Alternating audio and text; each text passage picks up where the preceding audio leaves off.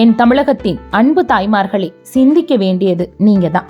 2.5 வருஷமா இந்த திமுக அரசு 1000 ரூபாய் உரிமை தொகையை கொடுக்கறேன்னு கொடுக்காம விட்டாங்களே, அந்த பணமும் என் தமிழகத்தின் அன்பு தாய்மார்களின் பல கோடி கணவர்கள் குடிகாரர்களாக மாற்றி அவர்கள் மூலமாக வந்த கோடி கோடியான பணமும் தான்.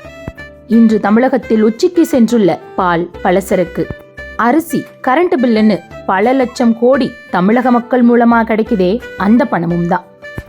மொத்தமா சேர்த்து இந்த கூட்டத்துக்கு வந்ததுக்காக உங்களுக்கு கொடுக்கிற இந்த பொருளும், கூட்டத்துக்கு வந்ததுக்காக உங்களுக்கு கொடுக்க போற பணமும். தமிழக பெண்களை விலைக்கு வாங்கி கொண்டிருக்கும் அரசா பெண்கள் முன்னேற்றத்திற்கான அரசு? தமிழகத்தின் பெண்களே, சிந்திச்சு பாருங்க.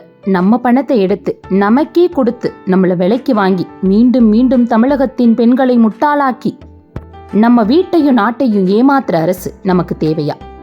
இப்படியே நீங்க ஏமாந்தா நம்ம பிள்ளைகளோட எதிர்காலம் என்ன ஆகிறது? சிந்திச்சு பாருங்க.